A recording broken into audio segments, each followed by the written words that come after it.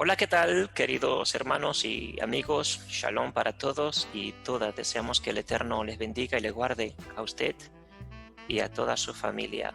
Deseamos que en este diciembre del 2020 el Eterno le ayude a sobrepasar todas las vicisitudes que hemos venido pasando en este 2020 y que el 2021 sea un año de cambio, de transición, un año de bendición, en donde lo que usted no logró en el 2020 pueda lograrlo en el 2021 y mucho más.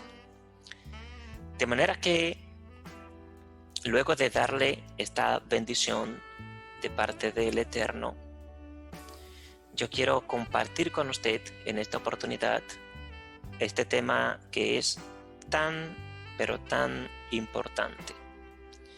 Este tema se encuentra en la Biblia, habla acerca de el diluvio, habla acerca de un personaje que es el protagonista de la historia, en este caso Noé. Por eso hemos puesto como título principal el diluvio y el arca de Noé. Vamos a hablar un poco acerca de este tema, pero no enfocado en el relato de la Biblia, porque ya el relato de la Biblia todos lo conocemos. ¿Qué relato entonces vamos a tomar? Vamos a tomar el relato mesopotámico, el relato babilónico, que habla acerca de este diluvio. Muchas veces a través de nuestros estudios que nosotros compartimos, decimos que la Biblia contiene diferentes géneros literarios.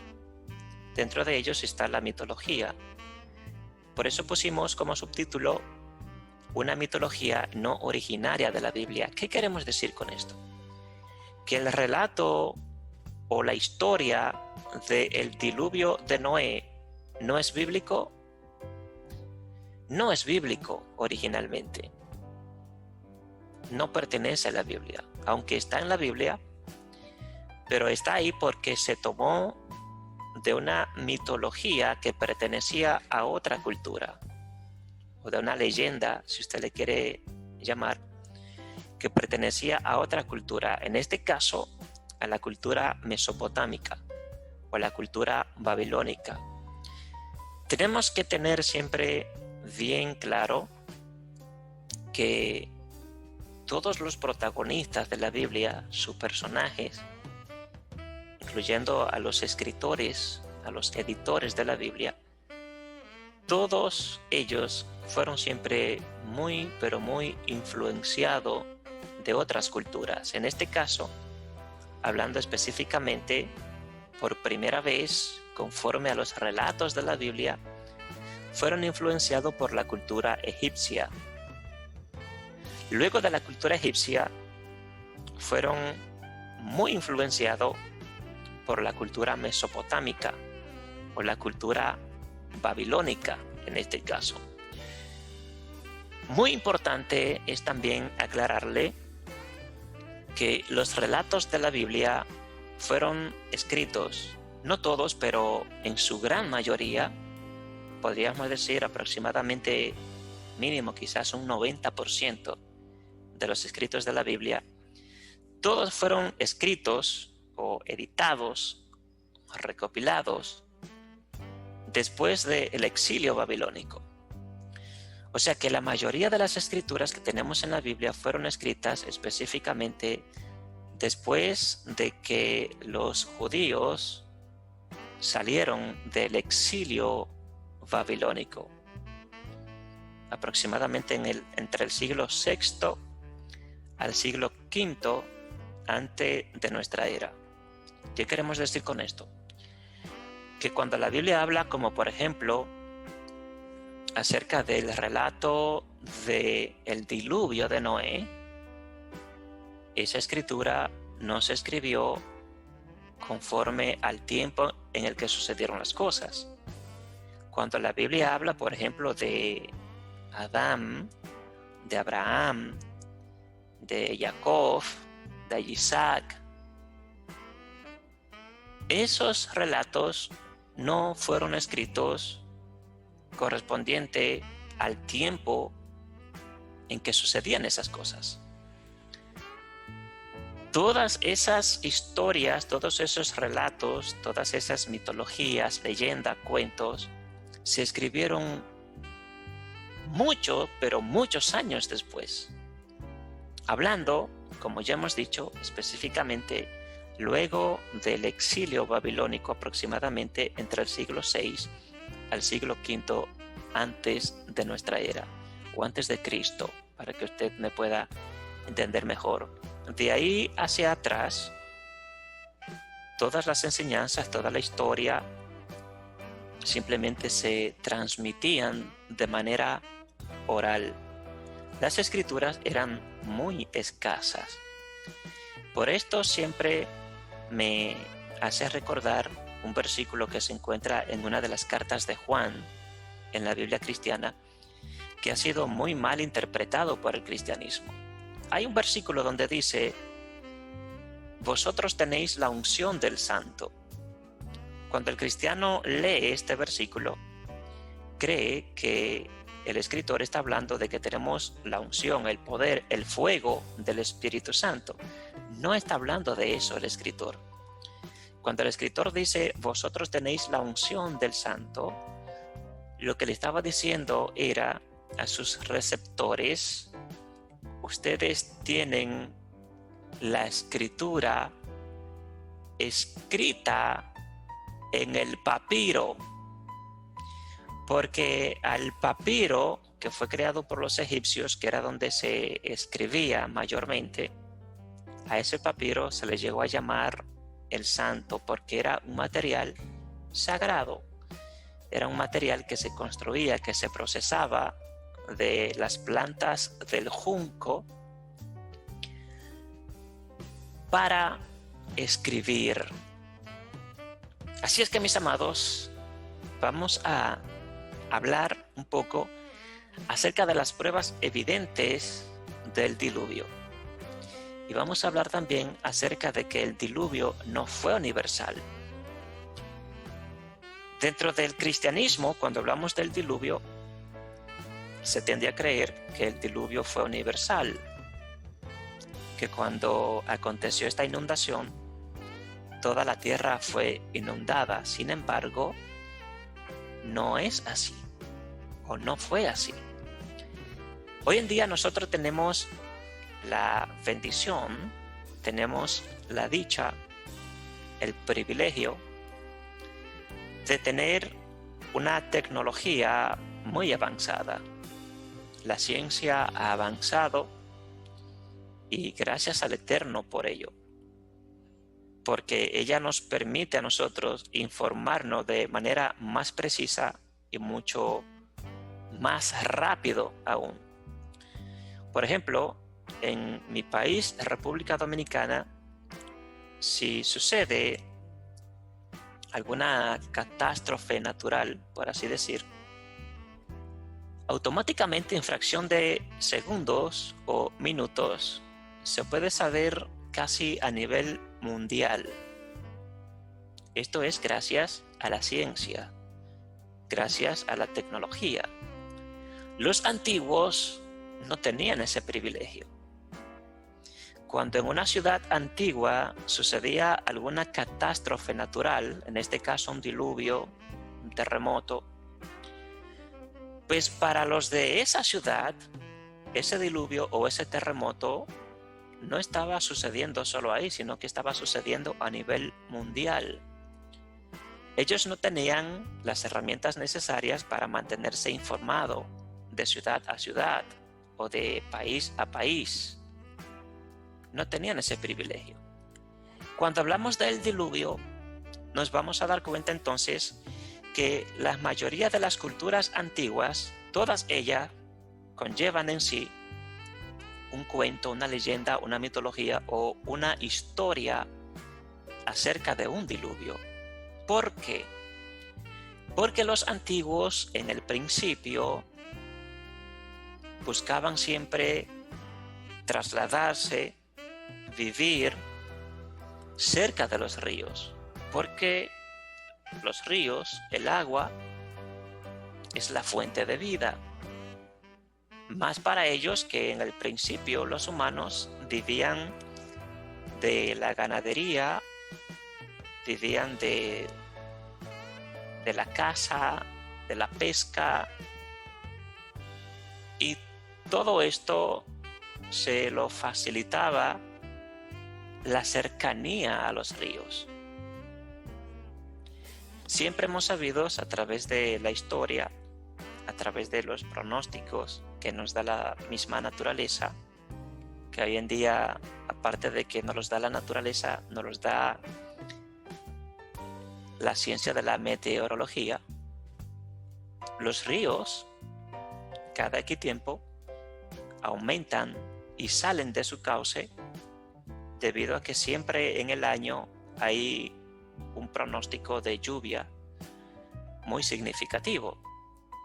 Cuando llueve mucho, los ríos se salen de su cauce y todas las personas que viven cerca del río, lamentablemente, son los que sufren las consecuencias.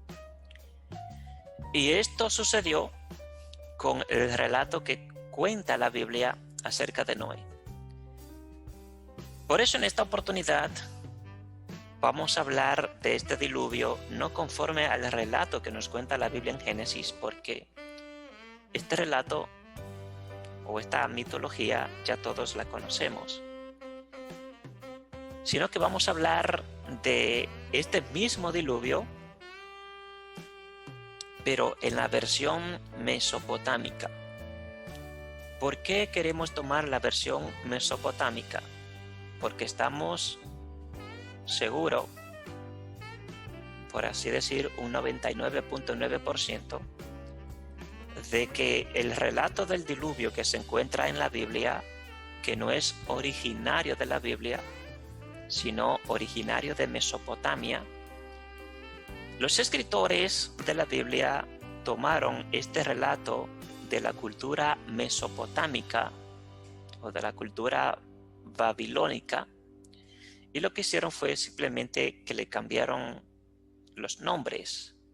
Por así decir, en este caso, el nombre del protagonista de la historia, que dentro del idioma y la cultura mesopotámica tenía otro nombre, pero que en la Biblia, cuando esa historia o esa mitología se toma, se le cambia el nombre y se le pone Noé.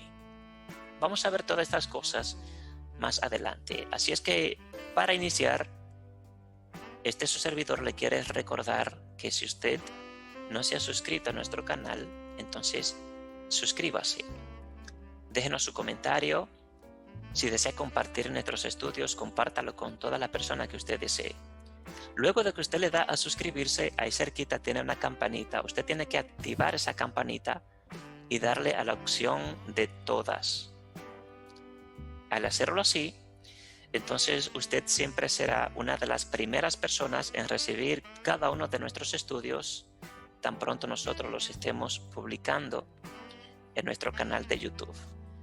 Esta historia del diluvio o este relato que vamos a compartir con usted lo tomamos de un libro muy importante. Este libro se llama Historia Universal, el alba de la civilización. Su escritor se llama Carl Grimberg. Carl Grimberg. Si a usted le interesa este libro, su servidor lo tiene. Usted simplemente me deja su comentario, me deja su correo electrónico y su servidor con mucho gusto lo puede compartir con usted. Así es que vamos a iniciar, mis queridos hermanos. En esta oportunidad yo solo voy a limitarme a leer, a compartir con usted lo que está escrito en este libro. Así es que vamos a iniciar. El arca del Noé mesopotámico. Dice el escritor, luego de ya tener muchísimos escritos en este libro y narrar muchísimas historias.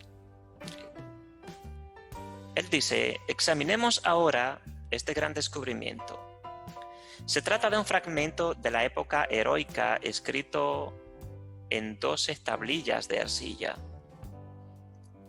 Después se encontrarían varias versiones todavía más antiguas, que datan aproximadamente del año 2000 a.C.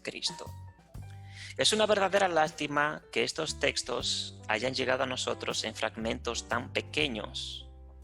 El héroe de esta leyenda asirio-babilónica, equivalente a nuestro Noé del Génesis, es Ziusutra. O sea, el nombre que luego se cambió por el nombre de Noé dentro de la historia o la mitología mesopotámica o asirio-babilónica, como está escrito acá, no se llamaba Noé, sino Ziusutra, llamado o conocido también como Utnapishtim, el último de los más antiguos reyes de Babilonia. Según los relatos babilónicos, el teatro de la catástrofe fue en la ciudad de Suripak, en el Éufrates, cerca del lugar donde el río desemboca en el Golfo Pérsico. ¿Se da cuenta? Ya desde aquí comenzamos a confirmar lo que hemos venido diciendo, que los humanos en el principio siempre trataban de trasladarse y de vivir cerca a los ríos, porque los ríos eran la fuente principal de vida para ellos. Y en este caso estamos hablando del río Éufrates, que fue el río que produjo esta gran catástrofe debido al diluvio de este entonces. La gran inundación, según la leyenda, era enviada por los dioses de la ciudad para castigar los pecados de los hombres. ¿Por qué? Porque los antiguos en el principio, tenemos siempre que dar a entender a nuestros queridos hermanos y amigos que la monolatría no existía en el principio de la humanidad. Los humanos siempre han adorado a varios dioses. Por eso, dentro de su mentalidad, cuando acontecía una catástrofe natural, en este caso un diluvio provocado por las lluvias, un terremoto o algo semejante, ellos creían que eso sucedía debido a que los dioses estaban enojados con ellos. Entonces ellos veían a estas catástrofes como un castigo o como producto de una ira de los dioses. Pero Utnapishtim gozaba de la protección del bienhechor Ea, el dios del mar y de la sabiduría. O sea, aquí ya estamos hablando de Utnapishtim, que luego el escritor de la Biblia le cambia el nombre y le pone Noé. O sea que aquí podemos entender claramente que podemos llamarle tanto Utnapishtim como Noé. Para que usted se sienta familiarizado o familiarizada, puede leer, pero Noé gozaba de la protección del bienhechor Ea. Ea era el nombre del dios del mar y el dios de la sabiduría. Así se llamaba este dios a quien ellos adoraban, el dios Ea. Este dios Ea le previno o le avisó, le anunció o le predijo a Utnapishtim o a Noé que los dioses habían decidido exterminar a la humanidad, y queriendo salvar a su favorito, le aconsejó construir un gran navío y hacerse a la mar con su familia y una pareja de todos los seres que vivían en la tierra. Cada vez que nosotros leamos un comentario, usted se va a sentir familiarizado con la Biblia, porque desde el principio lo que les estamos diciendo es, recordándole una vez más, que el relato bíblico del diluvio fue tomado, copiado de otra historia, y que solamente lo que hicieron fue que le cambiaron el nombre, en este caso a Noé, que se llamaba Utnapishtim en la mitología mesopotámica. Entonces, aquí podemos ver que como la Biblia dice que todos los hombres eran malos en aquel entonces, que el designio del pensamiento del hombre era de continuo solamente el mal, pero que Noé halló gracia ante los ojos de Jehová, dice la Biblia. ¿Por qué? Porque es lo que dice aquí, que los dioses estaban enojados con los humanos, pero que Utnapishtim era el único que había encontrado favor ante el dios Ea. De manera que todo lo que vamos a leer aquí, todo está relacionado con lo que dice la Biblia, porque repetimos una vez más. Lo que narra la Biblia es una copia de esto que le estamos compartiendo. Bien, Utnapishtim siguió el consejo de su protector Dios llamado Ea, y cuando la nave estuvo dispuesta, empezó a cargarla. Dice, metí en ella, hablando Utnapishtim, metí en ella todo cuanto poseía, todo lo que poseía en plata, cuanto poseía en oro, hice entrar a todos los animales que poseía, hice subir a la nave a todos mis parientes próximos y lejanos. A una señal dada, sube él a bordo, cierra la puerta y confía el gobierno del buque a un timonel experimentado.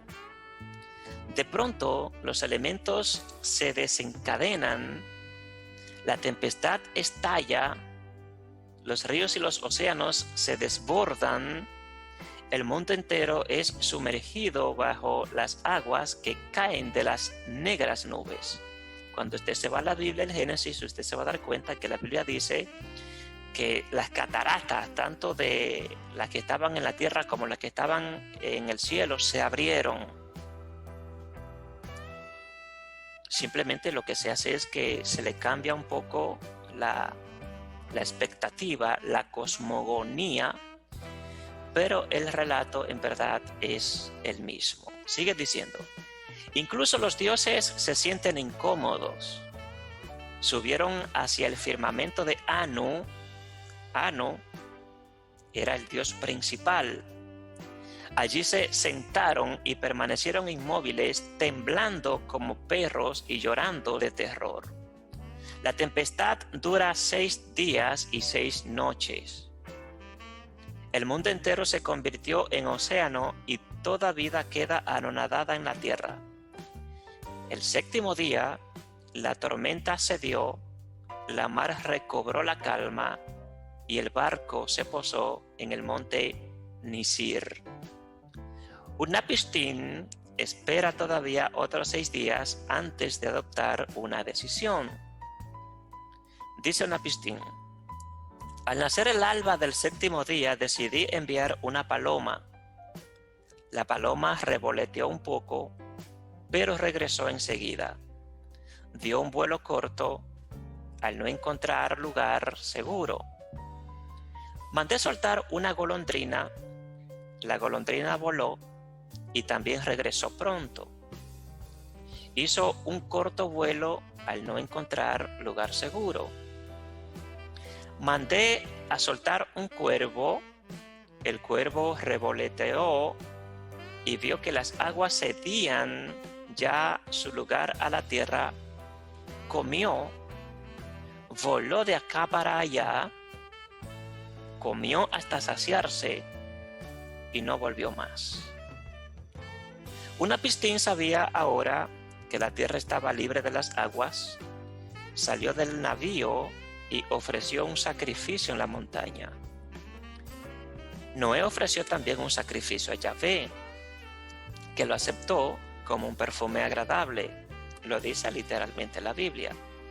De la misma manera, los dioses babilónicos se congregaron para aspirar el humo del sacrificio ofrecido por Unapistín. Dice Unapistín: los dioses olieron el aroma, los dioses aspiraron el buen olor, los dioses se juntaron como moscas en torno al que ofrecía el sacrificio. Después, Ishtar se quejó a los otros dioses y juró por su diadema que no olvidaría nunca esa jornada. Esta diadema que la diosa llevaba sobre su cabeza al pronunciar el juramento corresponde al arco iris del relato judío. Estamos hablando de Ishtar. Ishtar era la diosa madre de los mesopotámicos, la diosa madre de Mesopotamia, de los babilonios, de los asirios. Siempre en toda la historia de la humanidad se ha adorado, se ha venerado a una diosa madre. Ishtar, para los judíos, Asherá; para los asirios, Astarte o Astarot; para los griegos fue Diana; para los romanos tuvo otro nombre que ahora mismo no recuerdo; para el cristianismo hoy en día, la Virgen María. No hay nada nuevo debajo del cielo. La adoración a una diosa madre siempre ha existido. Las tablillas cuneiformes halladas en Babilonia después que Smith hubo hecho su importante descubrimiento en la biblioteca de Asurbanipal demuestran que el relato babilónico es más antiguo que el hebreo. O sea que el hebreo fue tomado del babilónico, es una copia. Hoy se conocen al menos 6 relatos babilónicos o fragmentos de ellos sobre el diluvio. En Nippur, la ciudad en que se erigió un día en el mayor templo de Babilonia, se ha encontrado un fragmento de la versión más antigua que conocemos hoy. Esta tablilla tiene probablemente 4000 años.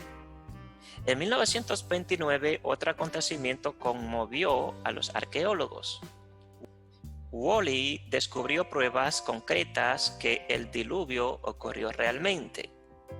En el curso de las excavaciones de Ur, entre 1927 y 1929, Woolley removió un terreno de 60 metros cuadrados a una profundidad de 10 a 12 metros, compuesto de varias capas de restos diversos y vestigios de habitaciones.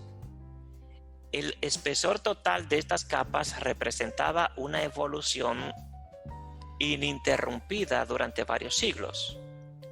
En la primavera de 1929, Woolley hizo excavar más profundamente y encontró otros objetos de la misma especie, entre los cuales había una tablilla cubierta con caracteres cuneiformes más antiguos que los descubrimientos en las tumbas de los reyes y que Woolley situó hacia el 3000 a.C. Quizás sea necesario retrasar en 2 o 3 siglos la cronología de Woolley respecto a la historia sumeria. Acuérdese que también existió una cultura sumeria mucho más antigua a la babilónica o a la mesopotámica. Continuaron las excavaciones y pronto cesaron los descubrimientos. Se tropezaba con una capa de arcilla virgen cuya composición ponía de manifiesto una larga permanencia en el agua. Primeramente se creyó que era el antiguo fondo del delta, pero según Woolley, su nivel estaba demasiado alto para que eso fuese cierto. Profundizó todavía más y la capa de arcilla terminó bruscamente. Se volvieron a encontrar restos de losa y de objetos de uso común. Pero estos hallazgos tenían unas características distintas a los realizados anteriormente sobre la capa de arcilla. Esta capa arcillosa tenía unos 3 metros de espesor, lo que significa una gran cantidad de agua, y esto no puede explicarse más que por una inundación catastrófica mayor que cualquiera otra conocida en esta parte del mundo. Wally hizo excavaciones comprobatorias en otros lugares y encontró por doquier la misma capa de arcilla. Parece que este diluvio fue una catástrofe local que castigó un territorio de unos 600 o 700 kilómetros de longitud y 150 kilómetros de anchura en el curso inferior del Éufrates. Mas para los habitantes del país en donde se originaron estos relatos del diluvio, dicho territorio significaba el mundo entero. Obviamente lo que dijimos en el principio, no había tecnología, no había forma de comunicación inmediata como la tenemos hoy. Pasa algo en una ciudad, para los de la ciudad está pasando a nivel mundial. Los trabajos de Wally parecen indicar igualmente que los sumerios tomaron posesión de Mesopotamia y se establecieron allá después del diluvio. Se ha encontrado debajo de la capa de arcilla cerámica bellamente pintada hecha totalmente a mano. Los instrumentos de piedra son también numerosos. Sobre la capa de arcilla han sido hallados solo algunos objetos de piedra y de losa, esta de un tipo completamente distinto, hecha sin duda con torno. Aquí también aparecen los primeros objetos de cobre. Para Wally, esta brusca ruptura de un proceso evolutivo, por otra parte regular, es una prueba patente de la inmigración y del establecimiento de un nuevo pueblo que se cree que es el sumerio. Wally sitúa el diluvio hacia el año 3000 antes de Cristo. Hasta aquí llegamos, mis queridos hermanos y amigos, con este corto relato acerca del diluvio mesopotámico. Yo espero que sea de bendición para usted y que este relato expuesto por su servidor sea de motivo para que usted se anime a estudiar las Sagradas Escrituras, a estudiar la Biblia de una forma más seria y más responsable. ¿Qué le quiero decir con esto? Que no se conforme solamente con leer la Biblia. Usted tiene que estudiar la Biblia. Y para usted estudiarla y entenderla, obviamente usted tiene que hacer estudios, investigaciones mucho más profundas, externa a lo que son los relatos bíblicos, para que usted pueda tener un mejor concepto de lo que la Biblia le quiere decir, porque aunque todo lo que está en la Biblia es cierto, la Biblia no miente en realidad. Todo lo que está allí, sea historia, sea cuento, sea leyenda, sea mitología, todo es cierto. Pero que no todo lo que está en la Biblia es originario de la Biblia. O sea, no todo lo que está en la Biblia es originario de los judíos o de los hebreos. Ellos siempre fueron influenciados por otras culturas. De hecho, el sistema de adoración, el sistema de creencia, de adorar a un dios o a varios dioses, siempre fueron influenciados por otros pueblos. Así es que yo espero que este corto relato le pueda ayudar a usted y le pueda ser de motivo para que usted estudie historia. No se limite solamente a estudiar en el instituto o estudiar en la escuela dominical. Estudie más profundo para que pueda conocer mejor la Biblia. Así es que, gracias por su tiempo. Como siempre les recordamos, si no se ha suscrito a nuestro canal, suscríbase, denle like, active la campanita de notificaciones, déjenos su comentario Si desea compartir nuestros estudios, compártalo con toda la persona que usted desee. Amigos, hermanos, familia, compártalo con todos para que así todos seamos bendecidos y todos lleguemos al conocimiento de la verdad. Así es que gracias por su tiempo. Hasta pronto. Shalom.